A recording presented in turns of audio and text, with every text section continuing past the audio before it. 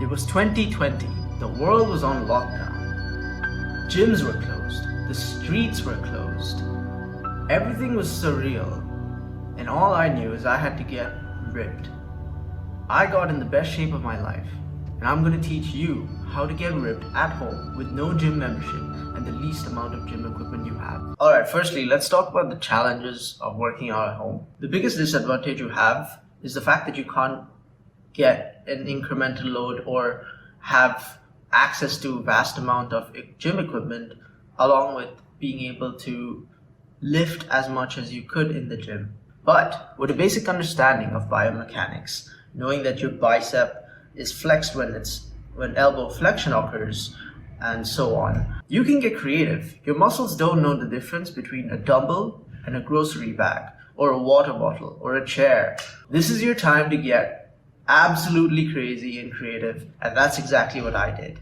I was doing dips on chairs, I was lifting water bottles for lateral raises. You can get absolutely nuts just having some sense of the basic biomechanics, knowing that when you do a lateral raise, for example, so when you raise it to the side, you can literally lift absolutely anything. Or you can even get one of these things. This is a 2.2 liter water bottle. You can fill it up, do some bicep curls with this, lateral raises, press anything. At the end of the day, it's just load for your muscles to carry. However, obviously this is significantly less than you would at the gym. So the key things to focus on here are the disadvantage that you have with the amount of load you can lift.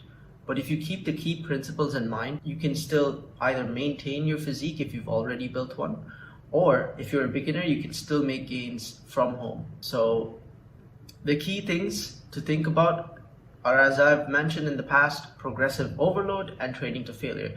This is what I did in my workouts. I would do all my sets to failure because of the fact that I don't have enough load. I would do more volume. So essentially you need to play with the variables. You've got volume, you've got intensity, and you've got frequency. Now the fact that you don't have a gym membership means that you have limited access to loads, and that means your intensity goes down. But you do have your volume and you do have frequency.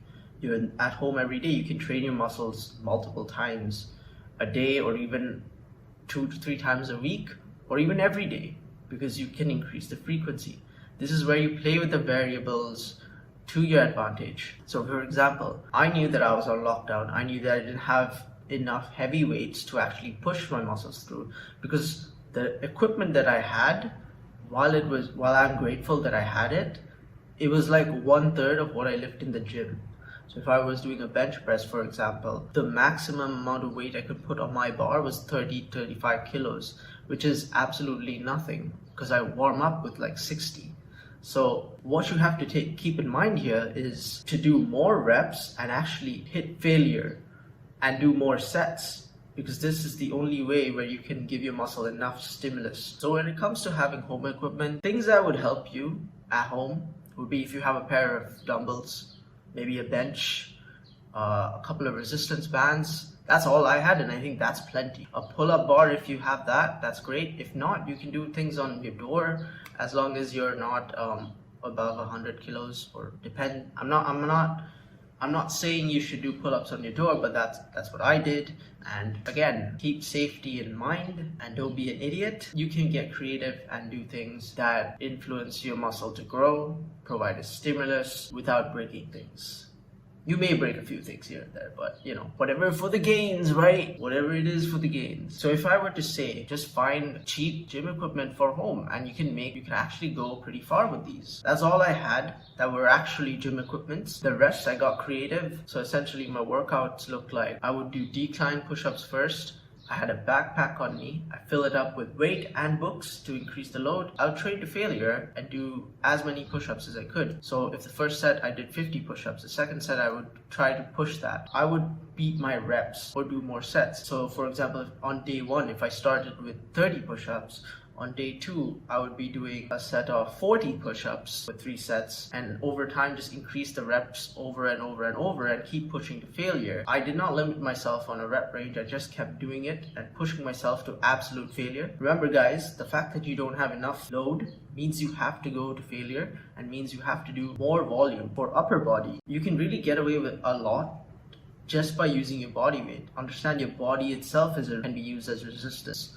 You can do push-ups, decline push-ups, pike presses, crunches. You can also do squats, body weight squats, lunges. All of these are with zero equipment. Understanding again that you just train to failure. And then I would go into doing some pike presses to target my delts. So I was using no load here. I would do pike presses from a chair, or if you have a staircase, you can put your legs on the second or third stair and push your weight up and down with just your arms. Pike presses are quite advanced. Even for me, it was quite difficult because it's a lot of load just for your shoulders. So if you're a beginner, I advise you to just keep your feet on the ground and just bend and do the beginner style of pike presses. It's gonna look something like this. Other things I would do is I got 2 chairs together, backpack on with some weights, and started doing some dips. You can get really creative with this stuff. Another thing I did for upper body was to do inverted rows. So get under a table, hold onto it, and just pull yourself to the table. Make sure the table is not shaky. If you have a pull-up bar, that's amazing. That'll come in handy.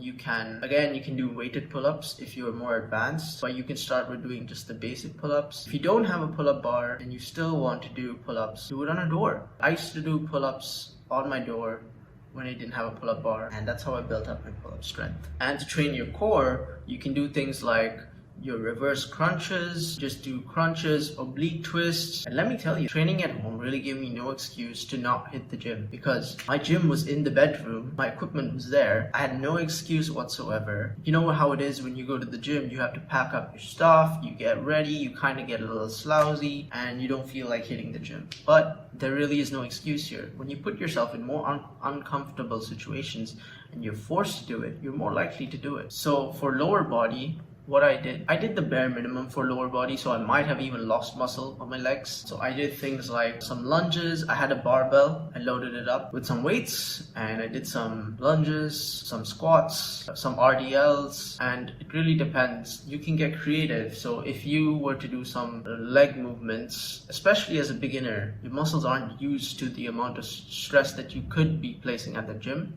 So you can get away with a lot just at home. So if you want to train your legs at home, I recommend you get yourself some dumbbells and you can do some RDLs. The fact that you don't have enough load, you should try to do split squats where you actually put all your weight on just one foot and squat with that, because your body is more than capable of squatting with 2 feet depending on your training level. So try to do split squats and make things harder for you each session. Since you don't have enough weights, just do more reps, train to failure, and push yourself, and you should see results in the gym. Alright, let's talk about diet. So to get ripped, you need to be in a calorie deficit. You need to be burning more than you consume. So let's say you're eating 2,500 calories. Cut down on 2,000, that's a calorie deficit right there. How do you track your calories? Get yourself a food scale, weigh the food raw. I would say raw. I always weigh my food raw. Weigh the food, plug it into the app, and the app will tell you how many calories it is per food, per portion, and you use this to your advantage, and then you calculate how many calories you're eating in a day, and then you subtract 500 from it, and you keep doing this. So be on a calorie deficit, eat less than you burn, and in simple terms, eat less, move more. Now because you're stuck at home and you're not moving as much, you need to keep your activity levels high. What I did to make sure I was still active and not just staying on bed is I kept myself a personal step goal. I would walk 10,000 steps every day without fail, and understand this was during lockdown and sometimes you weren't even allowed to go outside your house, even if it was for a walk. So what I would do is actually just walk around my house like a crazy lunatic. I would have my Netflix show out on my mobile and I'd just walk around, or I'd call up a friend, and you never realize, but time just flies when you're talking to them. Understand that just because you hit the gym for one session doesn't mean you're going to be shredded. What are you going to be doing for the rest of your 23 hours? You're going to be doing absolutely nothing. Use that time wisely. Instead of being active all 23 hours, essentially create a step goal. If you walk 10,000 steps a day, more than likely to shed a few calories and burn fat. If you're a beginner and you feel like 10,000 is too much, start with 5,000. Go to 8,000, then do 10,000, then do 12,000, and then you'll see how ripped you actually become.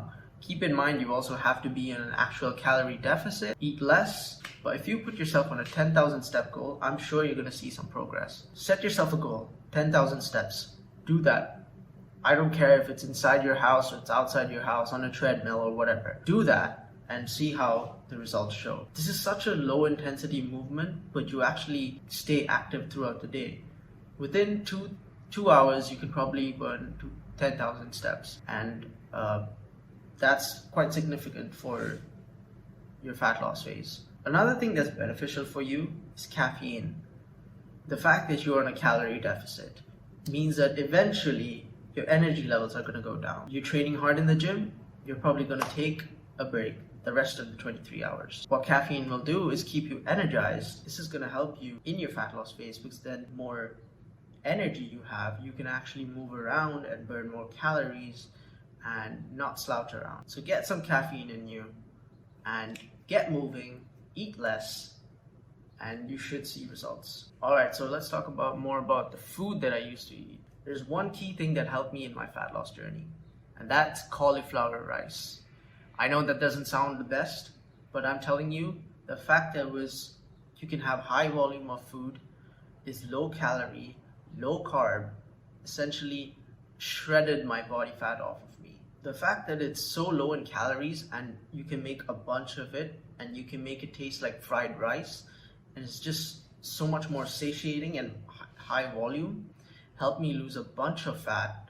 Now, it's not because cauliflower rice is a superfood or something the gods have gifted us. It's the fact that it has significantly less calories and more fiber.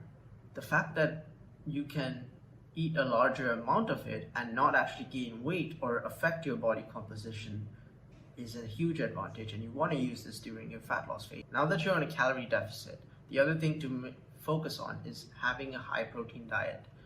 If you're a vegan, the high protein that you should look into is soy, beans, tofu. You can get protein from all your foods, but the highest sources of protein would be, my biggest recommendation to you is soy chunks. Soy chunks are so high in protein, it throws chicken breast out of the water. 100 grams of raw soy chunks has 52 grams of protein, versus chicken breast, 100 grams of chicken breast has only 31 grams of protein. When it comes to my diet, I took care of a few things. One, it had to be according to my calories, so inducing a calorie deficit. It had to be high protein, high satiety, so that means I included more vegetables and low calorie foods that actually have huge amounts of volume, and I recommend you do this because this is going to keep you fuller while you're on your deficit, and the more full you are, this signals to your brain that you don't actually need to eat more, and so you will avoid your cravings or binging on any junk foods. The other thing I would like to note is water. Let me just take a quick sip.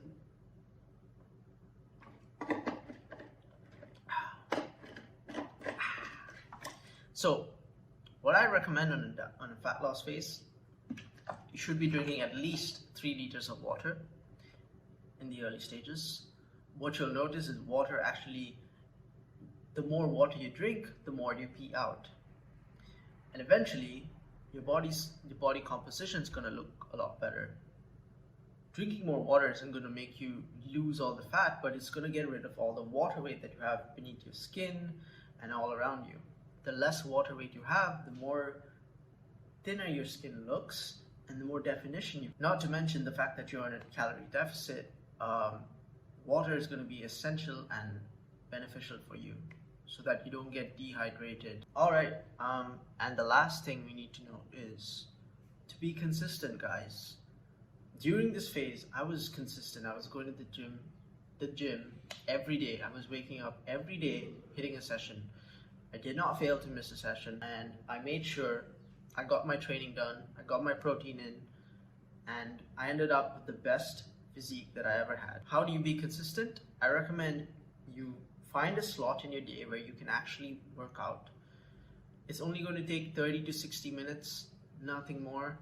Make sure you get that done, whether it's early in the day if you're an early bird, or if you want, like I did, I find my energy levels are more towards the evening after I've had a couple of meals. I I did work out around 4 to 6 p.m. and that's where I found myself the strongest. That's where I still find myself the strongest. Everyone is different. Find your time, make sure you hit that slot, and make sure you get your work. Remember, progress takes time, consistency, and hard work. Don't be ashamed if you look at the scale and you're not seeing results or the numbers aren't going down. This can mean several things. Don't let it get to your head. Just trust the process, follow the protocols, and I'm sure you can build a good body as a beginner or even maintain muscle mass if you're stuck at home and don't have enough equipment. That's it for the video, guys. Hope you enjoyed it.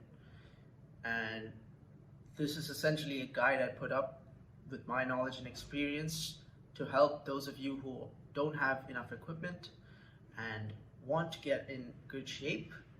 Especially if you're a beginner, I think this guide is really helpful. Just follow the protocols, trust the process, and you should see results. I hope you liked the video. If you liked the video, smash the like button. Comment down below any questions that you have, and you know what I'm talking about. There's something's missing, right? That one thing you need to do, you know, that's been floating around, that you've been procrastinating on. Get that done.